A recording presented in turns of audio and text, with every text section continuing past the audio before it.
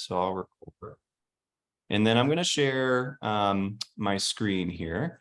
And what I talk about in my sessions is, what I call balanced band, balanced life, but it can be applied to anything, whether it's general music or, orchestra, anything that you're teaching.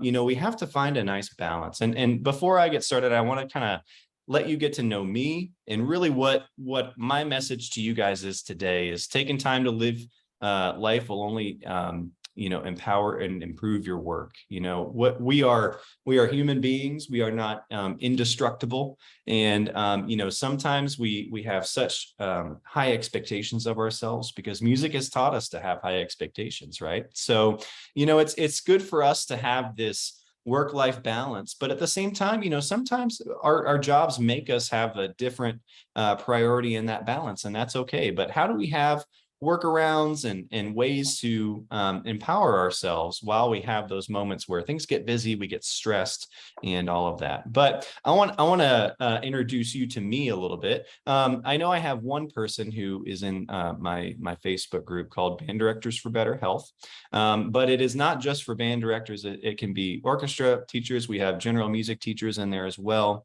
But I started that because whenever I was a band director, I was younger. Band was everything for me. I had no kids. I was newly married, and my wife understood band. We met in band, so she understood the long hours of a teacher because she is a teacher as well. So I dove into my work, and I made every mistake I could as a teacher, and learned on the go, and spent all those hours till 10 o'clock at night with marching band and all this other stuff, and really wore myself down health wise. And we have two children. They're beautiful children, and after a while of trying to maintain myself as a band director and as a family man, trying to do both of those things, it really put me last. So, in 2019, CPA for us down here is concert performance assessment. So, assessment season's right about now. We're about 3 weeks away from this year.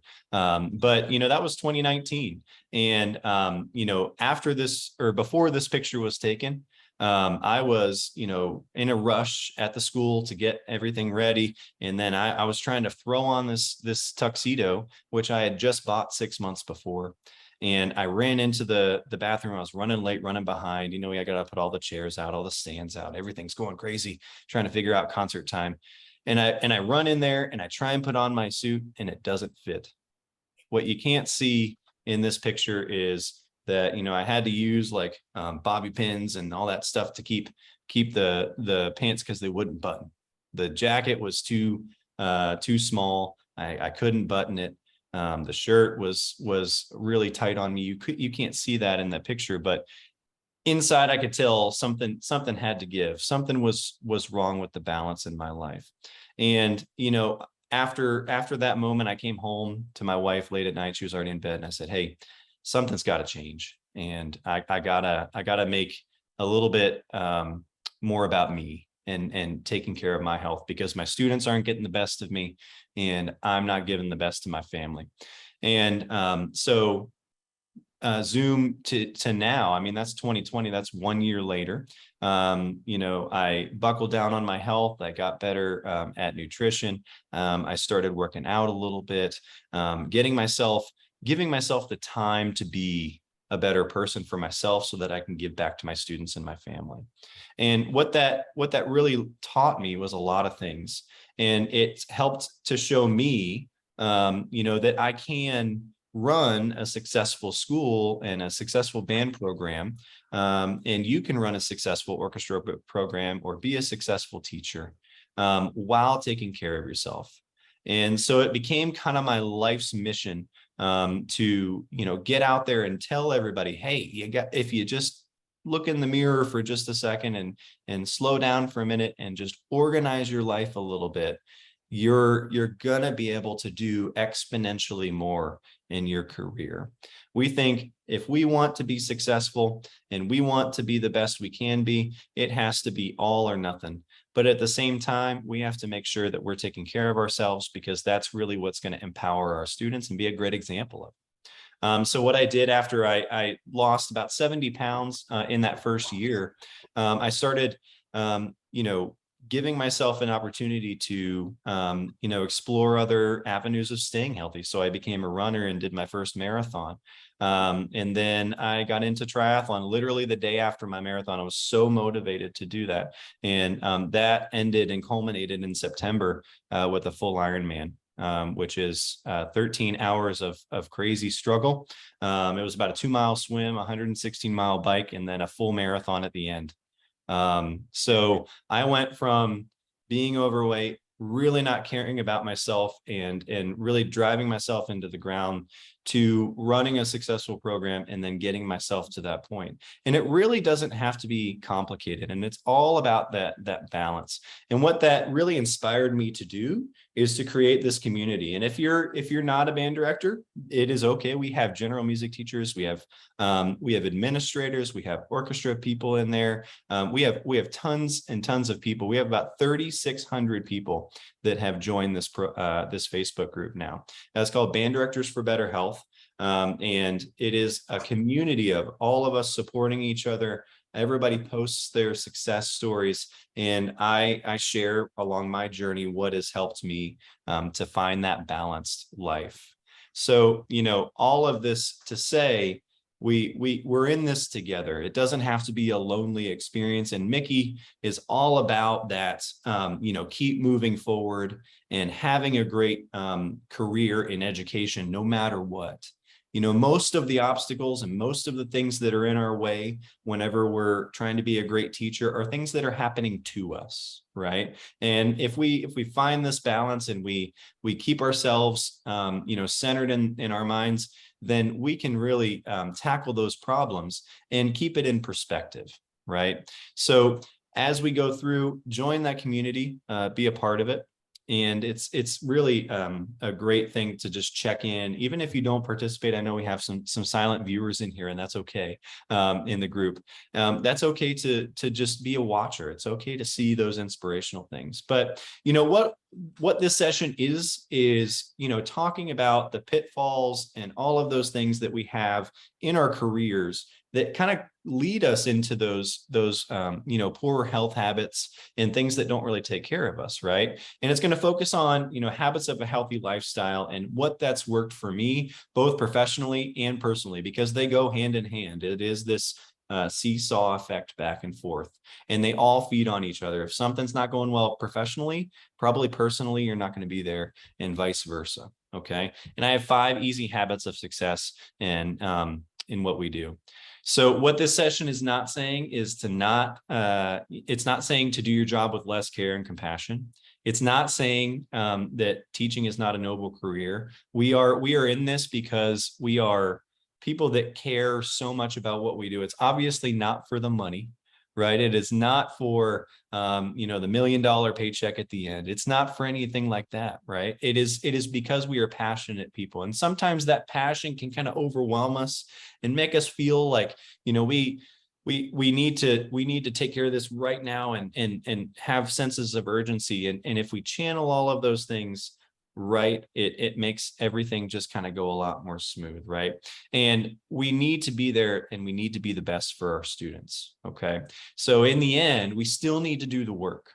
We still need to be passionate about teaching. We still need to be passionate about our students. But if we just organize ourselves just a little bit better, it'll be perfect. So let's kind of stop there for a second. I want you guys to chime in. What do you think are some of those pitfalls of our careers, right? And you can just unmute, speak. What do you think? What are some causes that kind of make us feel unbalanced or unhealthy? Sometimes it just seems like there is so much to do, and you want to do your job well.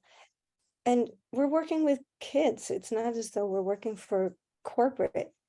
We're working with kids, so it's not as though, yeah, well, sorry, I gotta go home now. It's, yeah, you want to do a good job. And I gotta hand it.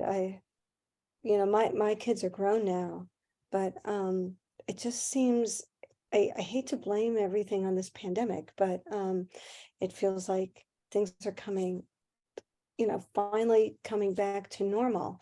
And as I wrote in the Schoology chat, I missed the first one, and then my husband got really sick, and he's better now. But in the meantime, that was quite a balance, because you want to do a good job.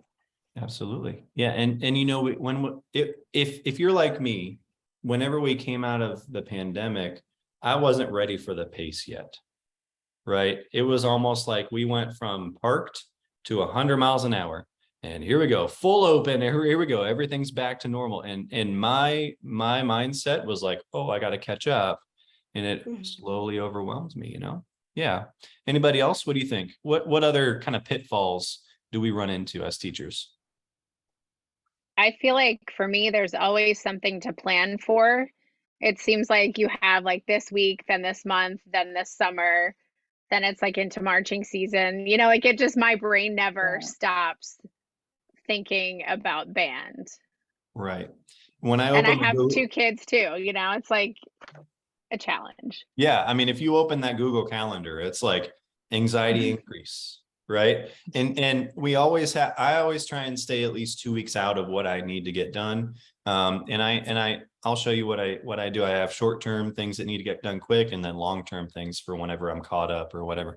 The sheer amount that you're expected to do as one person is a lot. Yeah. Anybody else have anything else? I think I have some of that sense of you have to do it all. Mhm. You have to do it all right away. Right. Yeah. Prioritizing. Yeah. Right. I find that there's a lot out of our control that gets thrown at us last minute. So my issue in my district is like, if I do it too far ahead, then I end up redoing it anyway. So there's always that, like, how far ahead should I judge this? And what happens if that happens? And just in case, that you have to like play it by ear a little bit. At least I can attest to that. Yeah. And how do we manage all of the things coming at us and happening to us, right? And honestly, the priority that it takes there. So there's so many, anybody else have anything? Good to go. Okay. Yeah. So there's so many things, and even little things, like one of your best students didn't have a great day, or they were it wasn't the best engaged class you had, and then that helps, like, takes you out of the rest of your day, right? All of like these little things. We're such emotional creatures as teachers. We care so much. We lead with the care we have. And at one time, that makes you a really powerful person to a student, right? That gives us really big strength, and makes us a person that student can look up to, and a positive role model. But at the same time, it takes an emotional toll, and we have to protect ourselves a little bit, right? Not to say that we have to be guarded or have a wall up or anything like that. We just need to, be aware. And I think that's the biggest thing about, what I preach is awareness and balance, and keeping ourselves aware with what we need to do. So, and you want to think about these things as kind of a juggling act, right? So the juggling act we go through every day is the what is important and what can wait, right? So I want you to think about this quote here. I'll read it to you. Work is a rubber ball. Okay. My kids are running around upstairs. They probably got bouncy balls going everywhere, right? If you drop it, it'll bounce back. The other 4 balls, family, health, friends, integrity, are made up of glass. If you drop one of these, it will be irrevocably scuffed, right? So if we don't want the important things in our life to be shattered, like family, friends, all of those things, we need to make sure that we have a plan. We have a plan for every class we walk into, or we try to, at least, right? We have a plan for when we're in front of our students, but why not have a plan for whenever we're in front of our family, or how we get our work done, and our workload and all that stuff, right? So thinking about planning your life like you would lesson plan a class. It's the same thing. And all of those things kind of go back to, all the things working in harmony, just like music. Okay. And so we have all of these rubber balls, the work issues, the stressful situations that pop up, all of those things, like they feel important in the moment. They can cause anxiety. They can really, really get us riled up. But if you just take a step back and ask yourself, is this a rubber ball or a glass ball? Right. And keep that in perspective. I ask myself if something's a rubber ball or a glass ball about 9 times a day. Is this something that needs all of my concern right now? Or is there a student in my office that needs me more? Right. That's a glass ball for me. Right. And then, our glass balls are our family, our health, our relationships. We put our health so much on the back burner because it takes a lot of focus to make sure we're staying healthy. Right. So, as we work our way through these things, you want to think about, can I drop this for a second, or is it going to shatter on me and I can never put it back together? Right. It's like, we do those activities with our students. Like if you crumple up a piece of paper and you try and pull it back, it's never going to be the same. Right. You've seen that kind of bullying and self-image type thing where, you have them take a nice crisp piece of paper and ball it up as much as they can, and they have a good time. And then they pull it back open and you're like, all right, try and flatten it out as much as you can. And the point is, no matter what you do, you can't make that paper back to what it was before. Right. So you got to treat yourself with that kindness and that drive that you do with your students as well. Right. So that's my first thing for you, is to think about it, whether it's a rubber ball, will it bounce back? All right. And whether it's a glass ball, is it going to break? All right. And as we roll into these strategies, these are all strategies that are going to help you to lead a balanced life. Okay. I want you to be the go-getter teacher. I want you to keep on moving forward. Like Mickey says, like when you hear Mickey speak, it just makes you feel it right here. Right. And I want you to have that fire, and I want you to keep that fire, even if things get stressful, even if you feel like you're not doing great as a teacher. And even if you're getting frustrated, I want you to feel like you have that fire still within you, because we all have those bad days. Right. It doesn't have to be taking that mental and physical toll on your body. So we're thinking about that balance today, right? We're walking this tightrope here, and we're making sure that we are holding ourselves to a high standard for ourselves and for our students. So, band people, this is a band pyramid, but at the same time, strings people, we have our bass, tenor, alto, soprano. We've all seen the pyramid of sound, right? We've all done this. We've all thought about balance. We've all thought about harmony and finding that pyramid that makes the best sound, right? So what I did was I translated this to our balanced director pyramid. Okay. So you can think of this as, your pyramid of self-fulfillment, self-realization, all of the things that you need to kind of feel empowered for yourself throughout your day. I check in with this pyramid every day, and I make sure I understand the biggest foundation, just like our bass voices in our band, right? They are absolutely the most crucial and vital of our ensemble, right? So everybody seeing the slides? Is it okay? Yeah. Okay. Yeah. I don't know, Amy. So hold on, I just clicked and I can't see come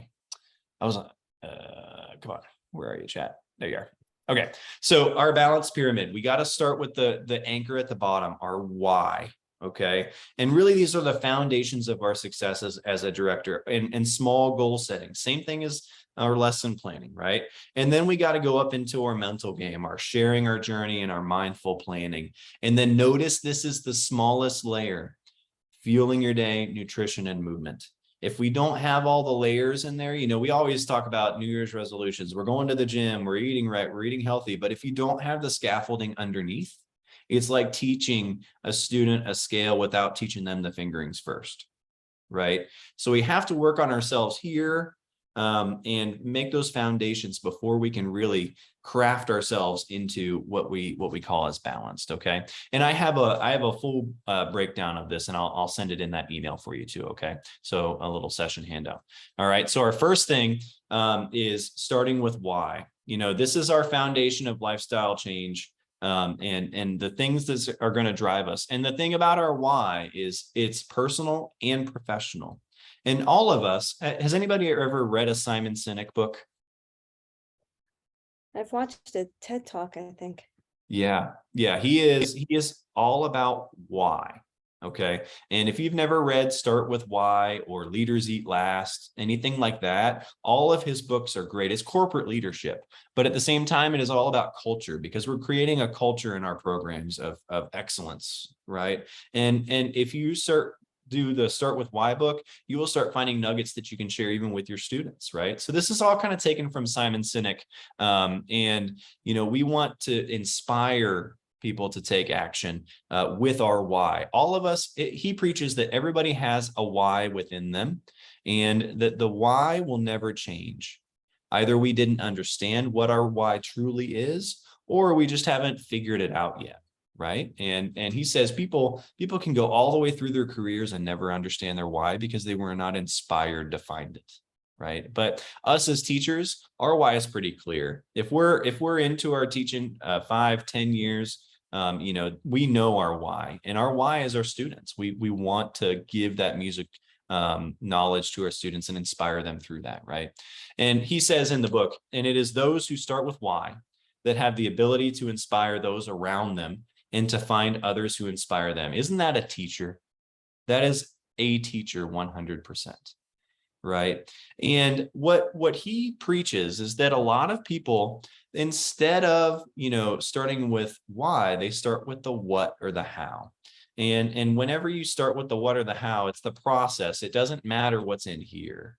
Okay. So as we go through our why, it can kind of be a filter for us as a teacher, as a parent, and it gives purpose to our actions. I filter everything that I do for my program, all my goals, through my why for my program, right? Why do I want to, have a marching band? What's the point of it? Why is it there?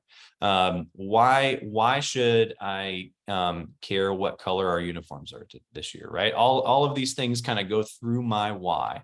And, it can guide your decision making, whether it's a decision about, how to keep a disciplinary procedure in place. Like, well, why did we start that disciplinary procedure in the first place? Okay, well, I believe my program should have this. Okay, so that's my why. So channeling it through your why helps you to kind of be more settled in the fact that you made the right decision, right? Because you believe in that decision.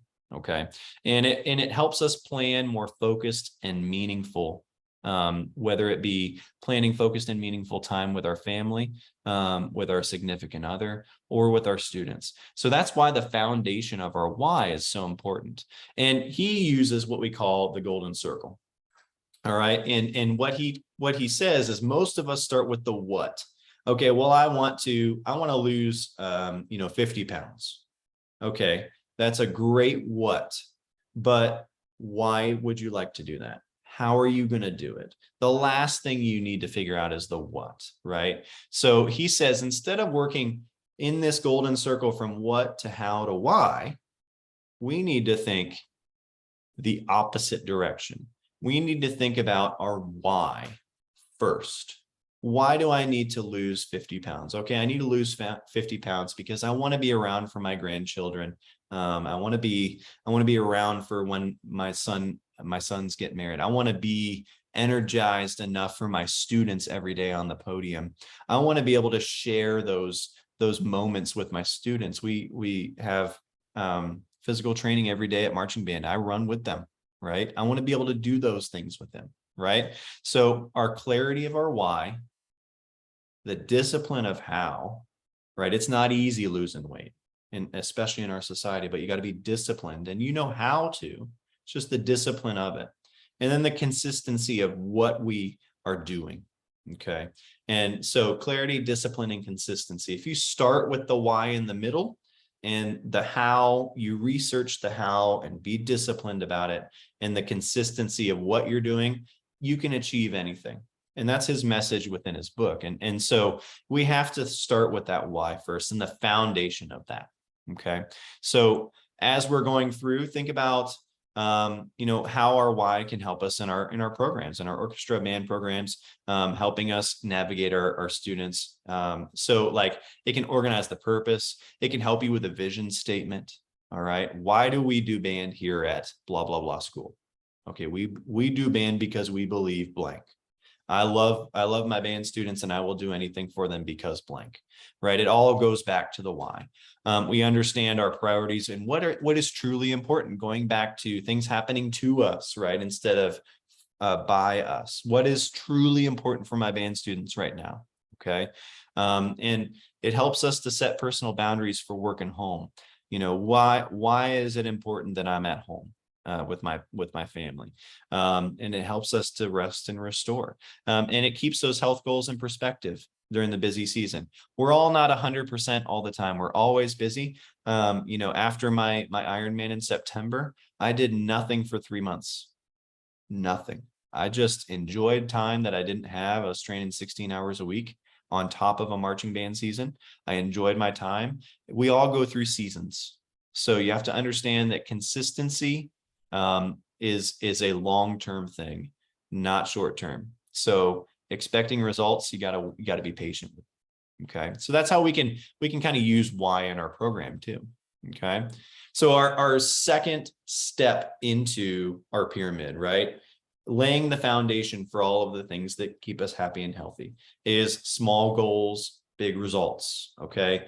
Whenever we walk into a lesson, we probably don't want to play, a college level piece with a sixth grader group, right? That's probably not the smartest thing to do. There are a lot of steps for us to do in order to get to that potential, right? So we have to lesson plan our life, okay? And think about it this way. Don't underestimate, I can't read the whole thing because you're in my view here. See if I can minimize you. I don't know. But small and successful steps really, it develops us into a person of confidence and self-belief. And it helps us to start doing things, right? So small goals make things a little bit more achievable, right? So whenever you're going into a new lesson, you have to think small incremental goals. That's why we have systems for warm-ups. That's why we have systems for pass-offs and assessments, right? All of those small things build up into a concert, right? Into what we're supposed to be working on. Okay. So small goals can look like this, on our personal goal setting. It helps us to feel, successful more often, instead of thinking about, okay, I want to, I want to lose that 50 pounds, right? Okay. Maybe it's, I want to lose 5 pounds and see and check in. Right. Or our goals are not out of reach, making them achievable, making them easy goals to achieve. The power of a to-do list and checklist is amazing, right? So we want to have a plan for everything. And it's like, instead of thinking of our health as a unit, think of our health in lessons. Okay. Keep yourself into that lesson and keeping yourself from start to finish focused, right? And seeing progress as motivation, learning from experience, building habits, because that's really health in a nutshell. Okay. So small program goal setting could be, goal students can understand, right? Because we have huge goals for what we want to do, but at the same time, they might not understand that. We have long-term goals and they're just there. I want to see my friends. I want to play some music, right? Okay. So students see growth. They understand what we're doing, and you're living more in the moment rather than thinking about all the stress on our calendar. As we were talking, it seems like there's the next thing and the next thing and the next thing. We're living in the moment, right? And it keeps the current students in perspective, right? Instead of 5 years down the road, whatever that big goal is, right? So what are some like small personal goals that you guys have set in the past? What are some like simple goals that you've set for yourself? Does anybody have any?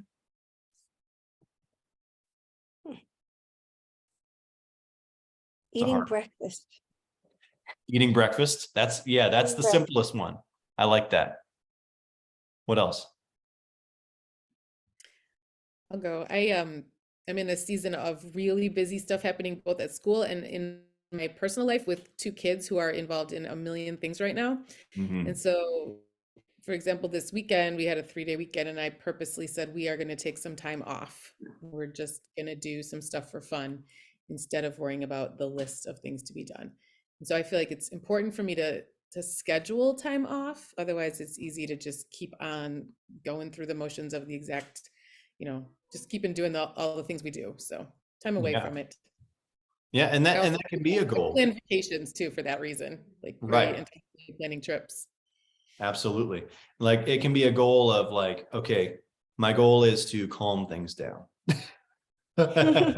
Right? It doesn't have to be this massive thing. It can be, we need to calm it down. Okay. So like I have a thing in my Notion planner that says things not to do again.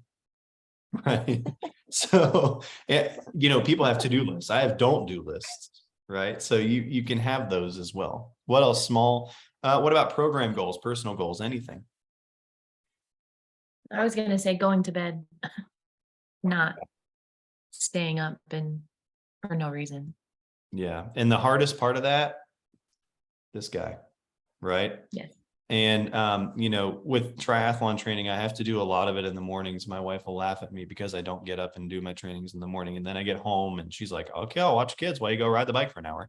But what I do is whenever I need to get up in the morning and make sure I'll check my phone one last time, put it on do not disturb, and I'll put it on the other side of the bedroom. So I have to get up out of bed to turn the alarm off. I found if I get on my feet, I'm up. But if I can just lean over and hit a button and roll back, oh man, it's bad. So like creative goal setting like that, finding the how and all of that, right? So, and I've even taken that, my next level of that now is when I get home from work, I'll check my phone one last time, and I have my phone programmed. If my guard instructor calls me or texts me, if my percussion instructor calls or texts me, it'll alert me, but everything else is shut off. And I'll plug it in and I'll leave it in my bedroom and I won't touch it anymore. It's just there.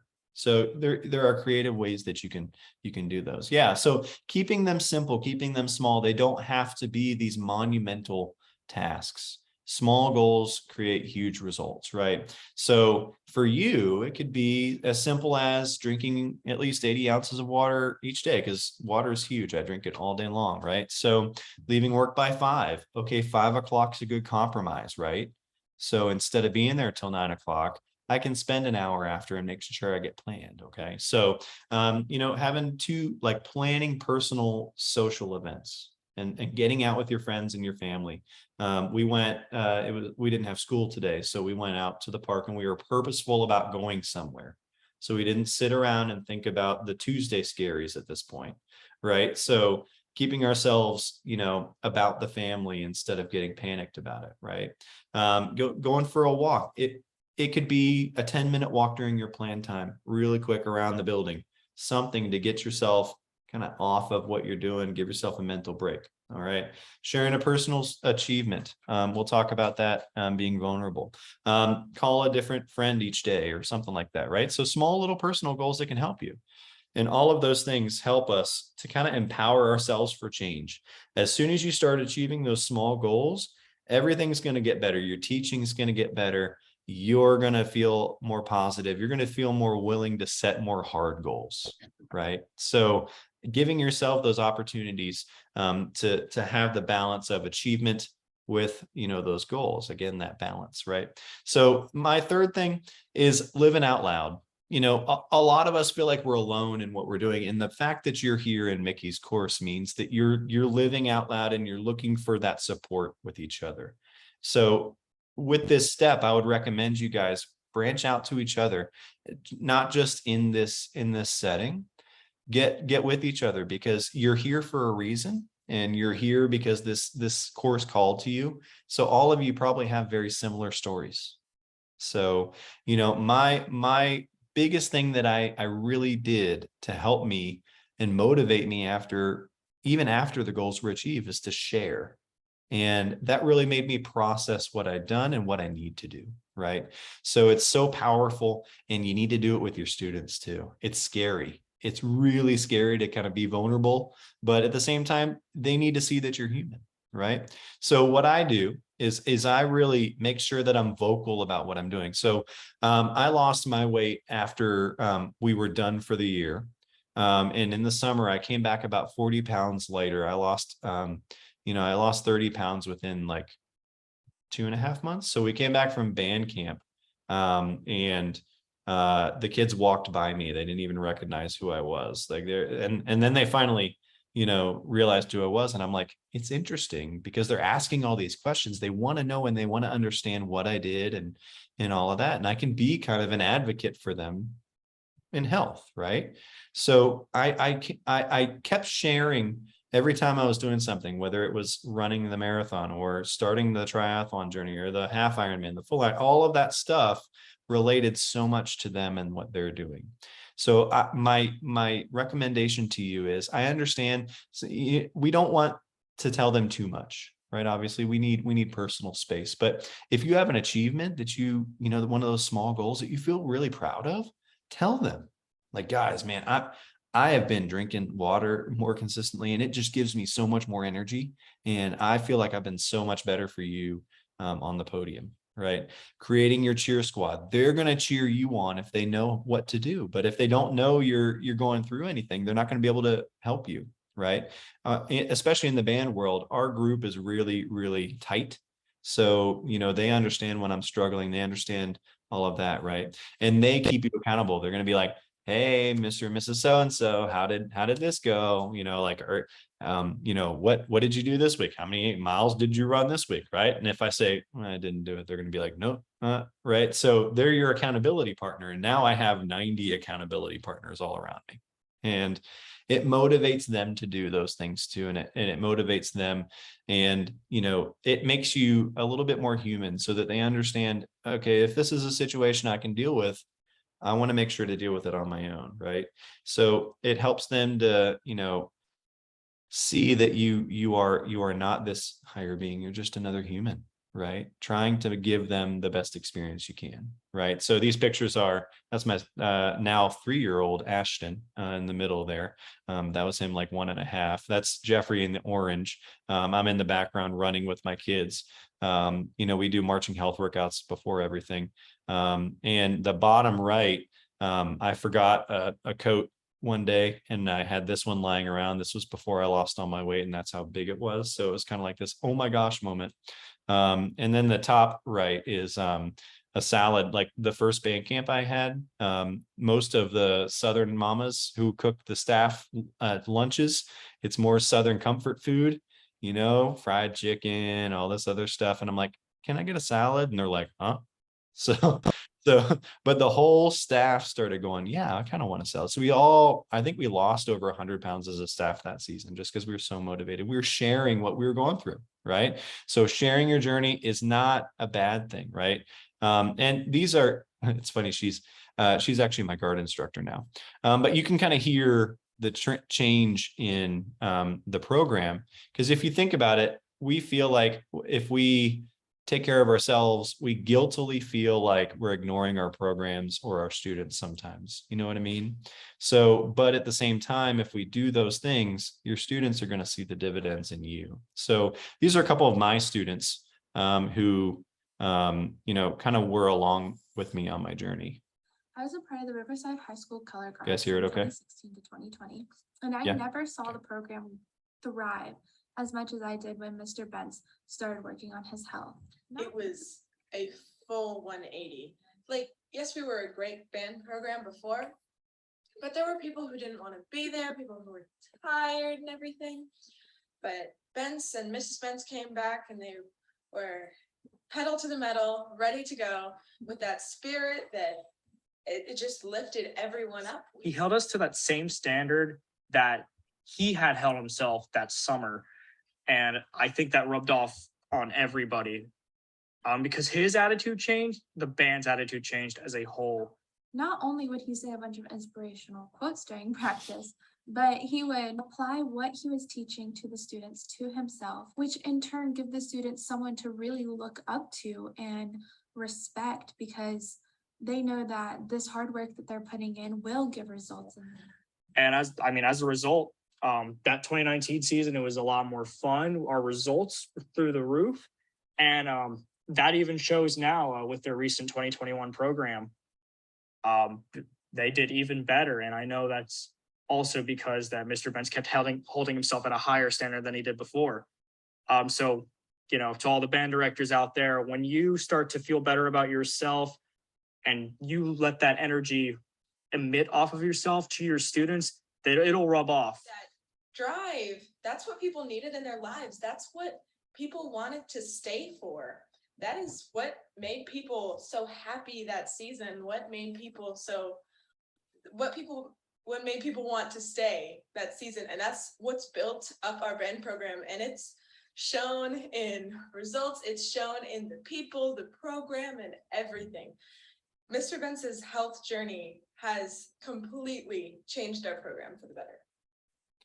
Now, I did not pay them for their testimonials at all, I promise. But they took it very seriously. The gentleman, he's actually the drum major of the Clemson Tiger Band now. This little lady here is a senior now. She was our head drum major. And the other female student is actually my color guard instructor now. So all of these students are still in the band world, but they were a little bit ecstatic about it when I asked them to do it. But your energy changes whenever you start taking care of yourself, and what'll start to happen is, and the message that I try and give in my group is that there is a whole nother level of energy that you could give to your students with a healthy lifestyle, right? If we're not run down with bad foods and no sleep and stress, you unlock a whole nother area of potential. So, and that's what happened there. Instead of, like, you would think I'm spending time away from my program on myself, the program quality would go down. It did not. It actually got better. And we made state championships 2 years in a row. And, you know, that showed that, you know, your health matters, and the way that you go through all that, right? So sharing your successes makes you acknowledge them more, being proud of yourself. Vulnerability can be a powerful tool, all right? And they know you on a deeper level, which makes them buy in with you a little bit more. So if you want to create a culture of community, let them know a little bit about you. Okay, obviously we have to have that professional line, and we need to not cross that line. But if they understand your boundaries and they understand why you're doing what you're doing, okay. And I also am not afraid to share my failures with my students. And if something happens where I'm frustrated about something I did or we did, we talk about it. We talk through it. So sharing your successes and your failures can be really, really valuable. So you know, 4 and 5 are the smallest ones, but they're huge. Right now, being time conscious for me is my priority. I use a program called Notion. I've also used a thing called Panda Planner that really does help me to kind of organize my thoughts so it doesn't have to stay in my head. So, you know, you have to live your life in the right tempo. You know, when you live a balanced life, you make sure you think about the personal and the professional. So I make sure that I'm very purposeful about the things that I do before I start my day. And I use Panda Planner, which looks like this. I'll go back to that slide here in just a sec, but it's called the highlights of my day. Up at the top, it tells me what I'm grateful for. I have to write it down, what I'm excited about, what my focus and how I'm going to move my body is. This is called the Panda Planner, not sponsored or anything. It's just really great.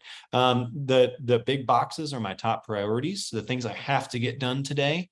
And then the smaller boxes are the things that are a priority, but I don't need to like focus on it. And then the schedule part, if you've ever heard of time blocking, it's kind of like that, but very simple. I don't want to spend too much time blocking my day, because then what's the point? So I kind of write, even if it's a normal day, I write it out, and then I make sure that I can include when I'm going to be with my family, what time dinner is, and what activities I'm doing with my kids that day, and I hold myself to it. I can't say at 4 o'clock, I'm going to have to push back dinner. I can't do it today. Nope, it's on paper. It's happening. Okay. And then at the bottom, you can kind of review your day and say, what worked today? What didn't work? What do I need to do better? All of that kind of stuff. So, beginning with the end in mind for your day, and planning before technology. I'll do this before I even turn on my laptop for the day. I'll make sure that I know what my priorities in my brain are today, and making sure that I know where my boundaries are, what time I'm leaving for the day. And if that's a longer day, it's okay, but we understand what the job is sometimes. And is there wellness and self-care planned out? Plan it like you're planning your job. Okay. Do you have mental breaks in there? Right. Half-hour walk somewhere. Okay. Family time's in there. Nutrition is planned out for the day. Lay it out before your day starts. Okay. Time for you is clearly marked into priority. And what I did at first is I took a highlighter, and every time there was something for me or my family, I highlighted it and made sure that I see a lot of color on my page. All right. If there's no color and it's all work, I know I need to kind of add some pieces of me in there. Right. Okay. So Panda Planner is a huge helper to me. I use a thing called Notion now. It's a website that really does help me. If you're interested after, I can kind of show you what that looks like, but it's a good place for me to put everything so I don't have to remember everything. Okay. So, but the last piece, which people think should be the first piece, is your nutrition. A lot of people start with the what again. We needed to do the why and the how first. All right. So once you get all of those layers of the pyramid figured out, then you can start to think about, okay, how do I adjust? And I have the healthy habits now to do it. Okay.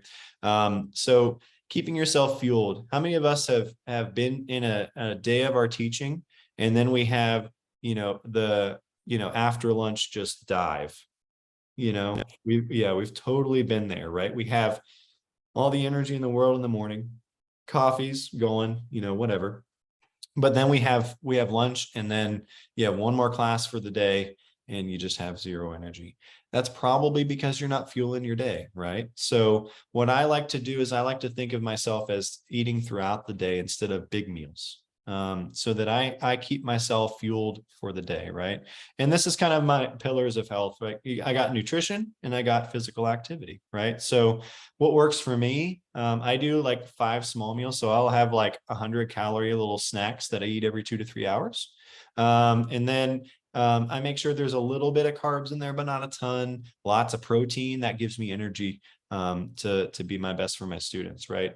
You can do 1 to 2 full meals per day, lunch or dinner, depending on the schedules. Breakfast for me can be as simple as a protein shake or just an egg or something like that, right? I mean, whatever you need to start your day, off right is right for you. Okay. And if you're trying to lose weight, weighing that food, portion size is a big issue in our society. So, I started with my health journey with weighing my food every time I ate it. Right. So I do all that the night before, and I keep it with lean meats and lots of color and vegetables, so keeping that into perspective. You need to have the food fuel yourself through the day rather than thinking of it as just shoving it in our mouths just for sustenance. Right. So thinking of food as a tool rather than, kind of an obligation. Right. So food changes, as I go through all of this stuff, and it's interesting. Vegetables, lots of vegetables. I do a lot of those fig bars throughout the day, like their Nature Zone or something like that. Fig bars, love those things. Yogurts. If you're ever hungry and you're trying to kind of keep the calories low, almonds are a great go-to snack. I have a bag of almonds in my drawer, and I'll grab 10 almonds, and that's about 100 calories, and keeps me from kind of snacking. So, making sure we're leading with that nutrition in mind, and then, making sure, diets kind of help us, but they don't build habits. Make sure you're building those habits for success, right? I talked about my drawer. On the bottom right there is what I call my temptation drawer. We always have those treats brought in by PTA. But I got protein shakes in there. I got Kind bars. I got almonds. I got granola. Whatever I need is in there, and it's going to be good for me. It's going to fuel me, right? So having those things around is a lot better than, running to this McDonald's next door or something like that, right? If it's right there and convenient, you're good, and you get more work done because it's right there, right? So maximizing your time and potential. Okay. And being open with your needs. If you have boosters, provide you meals. Say, I'd love a salad or anything like that. Right. So having that temptation drawer there helps me a ton. So planning, making sure you plan those things out. Right. And then, activity and exercise, unless your nutrition's there, exercise isn't going to be a huge thing for weight loss. You got to have nutrition dialed in, right? So it must come first. And as they say, you can't outrun a bad diet. It's a supplement to your nutrition. So if you, start small, we have a thing in Band Extras for Better Health called Podium to 5K. And it's a couch to 5K program. You can go and walk a 5K, you can do whatever, but it has step-by-step, day by day, what you should do, and strength workouts in it. So starting small and making it fun. Find a way to move your body that you enjoy. For some reason, moving my body means it has to be a complicated 3-sport sport. I don't understand my mind, but it's fun for me. I enjoy biking. I enjoy all of those things. If that's a nature walk for you, going hiking on a trail, walking around your neighborhood with your friend, whatever it is, make it fun and celebrate those small victories. And this is Jeffrey here holding up a sign after my first half marathon during COVID. So they celebrated with me. And then the bottom right is when I completed my half Ironman in Florida. I haven't updated it with any of the full Ironman stuff. So we'll just say I'm a half Ironman today. So, but those parts of our pyramid are stacked in a way on purpose that kind of support each other. Okay. And so as you're looking at our pyramid here, what do you think? What layer do you feel like you need the most work on? Speaking of being vulnerable, anyone what do you think? What's a weakness in your pyramid? Mindful planning. I mean, we had off from school today. Actually, I have off all week.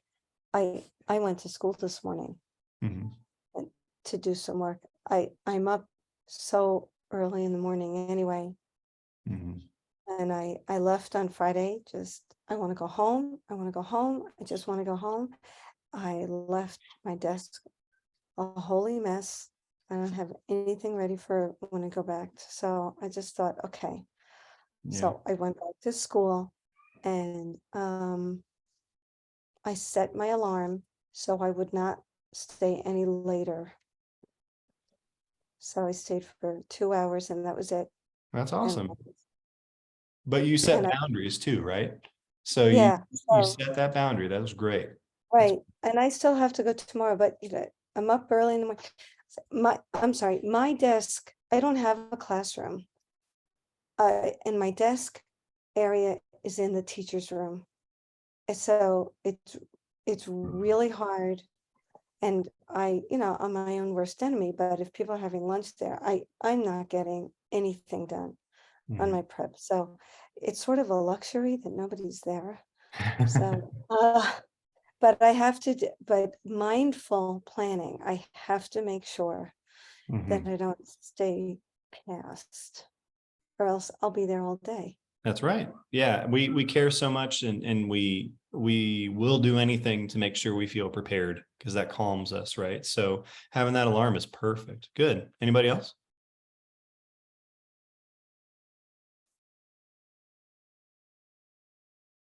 Perfect pyramids over here. Amazing. All right.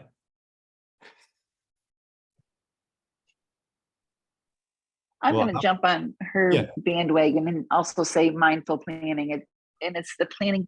What am I going to eat in the morning? Or if I went to bed too late last night, then I don't want to get up and move. And then putting it together and stacking those habits on top of each other to make for a good day. Yeah. Yeah. And it's all, and most of what we've been talking about as weaknesses is kind of the mental game, right? Kind of making it's, and that's the thing. If you get the mental game in check and you understand why you want to be a more balanced educator and you want to be a more balanced person for your family and your students, those easy, the goal setting will be easy, right? So Right. the hard work comes from the sharing your journey and the mindful planning, right? That's the hard work. And then, fueling your day. I still struggle with that from day to day. My weight goes up and down. It's not a perfect system, and you just have to, keep rolling with it and understand that it's kind of rolling up and down. Does anybody else want to share? And that's okay. That's okay. The sharing your journey part is hard. So see if I can take this out. Yeah, there we go. So with all of the layers of that, and what I'll do is I'll share the, kind of the bullet points of what we talked about tonight. When you start breaking down these things and keeping it simple, the results you'll see, will motivate the next thing, right? So feel like those small goal setting things are going to be the little kernel that's going to take you to the next level, right? And as we're talking about balance and keep creating those boundaries, setting those goals for those things can be your first goal, right? So keeping yourself in the center of the wheel and making sure we're supporting our students and our family at the same time. When you get both of those in balance, it feels amazing, and it inspires change. I don't know if you can hear my 3-year-old screaming upstairs, not going to bed, but he's distracting me. But I want my last message for you before we end here is that it'll never be a perfect balance. As hard as you try, even whenever I thought I had it figured out and I'm like, oh, I'm gonna go do this full Ironman race, I'll tell you what, I went from, okay, I brought my personal into balance, and then I started really enjoying how I felt running and all that stuff. And then I let my professional go down too far. And what I realized after the race was that my program wasn't where it needed to be.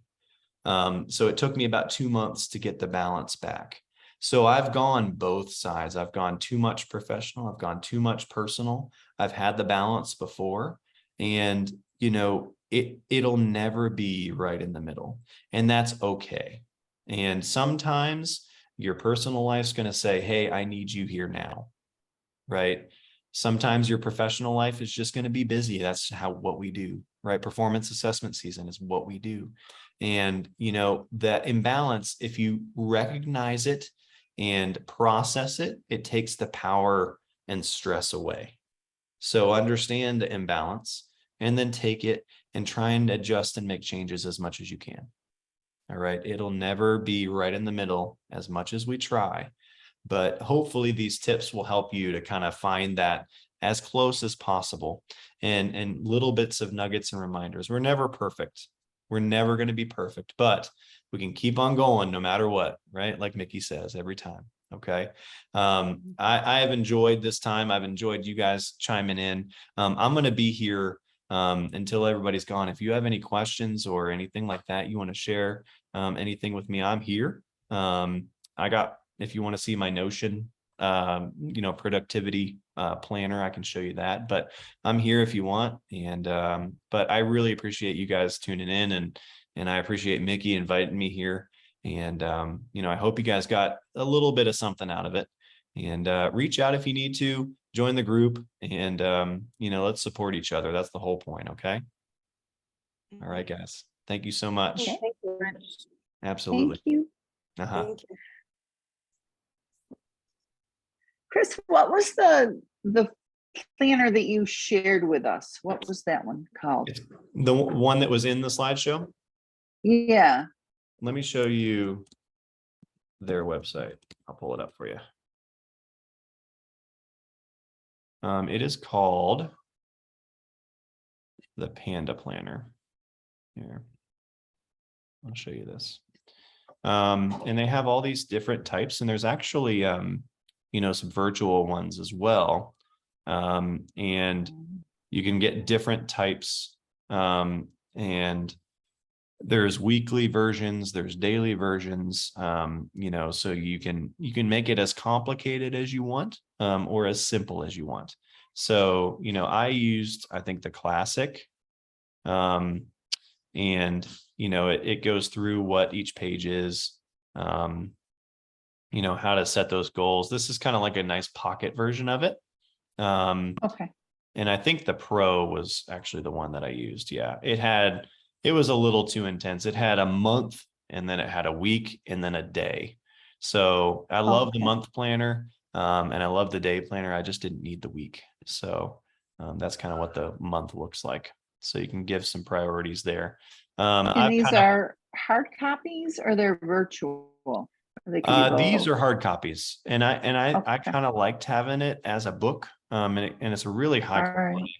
quality book. So it's a good thing. And then I've started using what's called Notion now. So I have my end of day tasks, my end of week tasks, and all of this other stuff, and all of these different sections and all of that. So that kind of organizes me now. But I kind of go through seasons of what speaks to me and what I need in my organization. So Okay.